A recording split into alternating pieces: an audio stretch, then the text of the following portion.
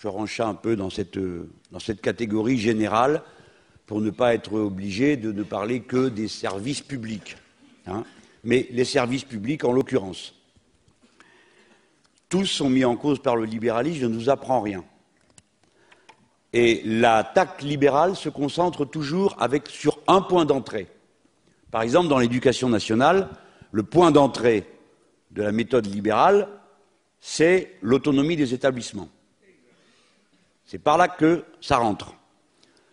C'est-à-dire la gouvernance, comme ils disent. Et vous avez remarqué qu'ils n'ont touché à rien, mais la première chose qu'ils ont fait, en août de l'année 2007, c'est la loi sur l'autonomie des universités. Ils se sont payés les deux secteurs clés, la classe ouvrière organisée cheminote et l'université. Donc, à l'école, c'est ça. Le modèle qui s'apprête aujourd'hui à décliner pour tous les établissements scolaires, celui-là. À l'hôpital, le cœur du cœur, le point par lequel l'affaire rentre, c'est le paiement à l'acte. C'est-à-dire la dénaturation complète de la structure de soins qui passe d'une structure de soins à une personne à l'organisation de la rentabilisation des actes médicaux. Et on passe dans un autre système. C'est à cet endroit-là que la contradiction, que tout le reste va s'organiser. Le calcul des réussites, des recettes, des dépenses, des déficits, etc. Donc, clairement, parce que je n'ai pas là le temps de tout décliner sur les ARS, comment se figure le futur, le recrutement des médecins, quelles sont aujourd'hui leurs demandes. Il y a une chose qu'il faut interroger, sur laquelle vous devez interroger, me semble-t-il. Chaque fois qu'un responsable politique vous parle de ces questions de santé, c'est qu'est-ce que vous faites du paiement à l'acte?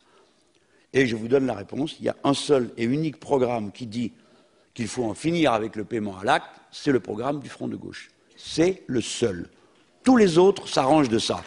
Or, s'arranger de ça, c'est accepter la logique qui fait, par exemple, alors avant on pouvait dire on n'était pas au courant.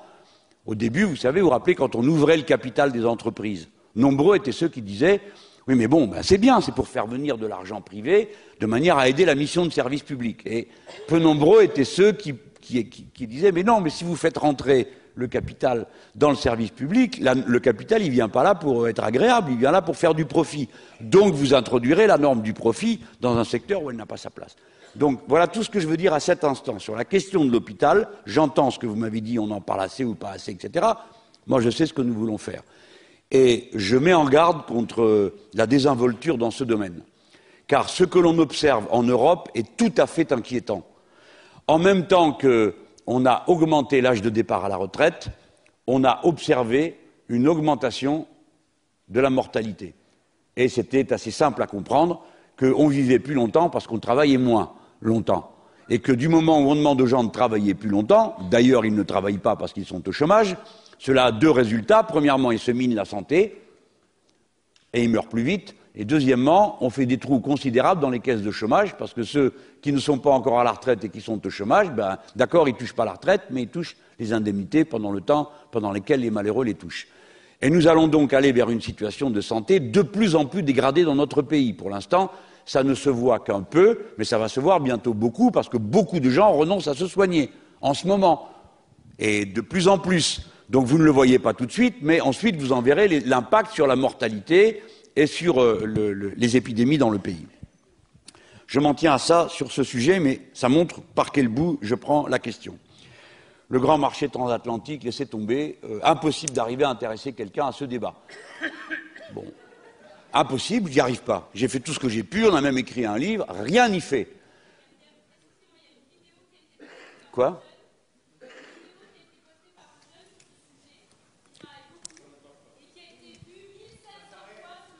Voilà, il y a une vidéo qui a été faite par un jeune sur ce sujet et qui a été vue 1700 fois sur le web. C'est bien ça ? C'est bien. Ben, bon travail.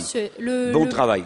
C'est un accord qui doit conduire à unifier le marché européen de l'Union européenne avec celui des États-Unis d'Amérique. Leur horizon était en 2015 d'avoir supprimé toutes les barrières douanières et juridiques faisant obstacle à la libre circulation des capitaux et des marchandises sur les deux bords de l'océan. Cette affaire a donné lieu à d'innombrables réunions gouvernementales, des votes du Parlement européen. On n'en parle jamais, jamais, jamais devant les citoyens. Alors, la question, par contre, venait derrière, qui était celle de la question de la souveraineté, oui. de l'alternative. Que fait-on si jamais, etc., etc. Là, je pense que moi, j'ai une vision très offensive de la question. Et je vous demande d'y réfléchir en changeant les termes. On ne peut pas faire l'Europe sans la France. Pas possible. L'Europe, c'est 25% du PIB mondial. La France est la deuxième puissance économique du continent. On ne peut pas faire l'Europe sans la France. Nous allons être la deuxième population européenne. Par conséquent, cessons de regarder la pointe de nos chaussures. Nous sommes en état de dire, sur la base d'un mandat du peuple souverain, ceci ne nous convient pas et on ne peut pas le faire contre notre gré, car nous sommes fondateurs de l'Europe.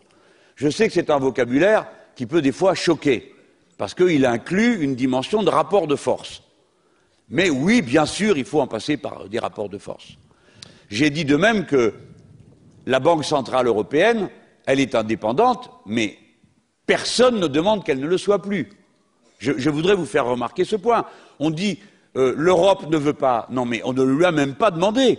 Le président Sarkozy a dit que la Banque centrale européenne devait rester indépendante. François Hollande a dit que la Banque centrale européenne devait rester indépendante au Congrès social-démocrate allemand. Personne en Europe, à part les forces de l'autre gauche, disent qu'il faut changer le statut de la Banque centrale européenne pour qu'elle n'ait pas seulement en charge la stabilité de la monnaie, qui est un modèle économique qui ne convient qu'à un type de population et d'économie, l'économie allemande caractérisée par une importante masse de sommes qui sont dans la retraite par capitalisation. Il faut donc garantir la stabilité des prix. Okay ? Donc je suis pour que, sur la question de l'Europe, nous allions au bout de nos cartes et que nous cherchions des alliés, en commençant par énoncer clairement quelle est l'alternative. Je vais prendre qu'un autre mauvais exemple, celui de la laïcité. On me dit souvent, oui, mais les autres n'en veulent pas. Je suis fondé à dire, à quel moment leur a-t-on proposé? Eh bien, voici la réponse, jamais. Jamais. On a discuté de savoir si on mettait les racines chrétiennes de l'Europe dans la Constitution ou pas, mais on n'a jamais discuté de savoir si on y mettait la laïcité. Jamais les Français ne l'ont pas proposé. Et personne ne l'a proposé. Donc, attention dans ce qu'on fait par rapport à l'Europe, au moment où nous-mêmes, on nie notre puissance, notre force.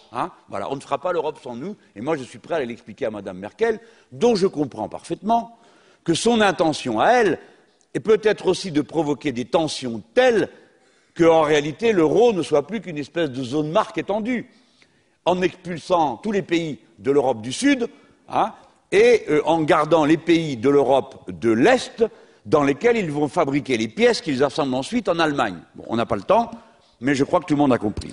Alors, il y avait une question sur le fait de savoir si, à force de critiquer François Hollande, vous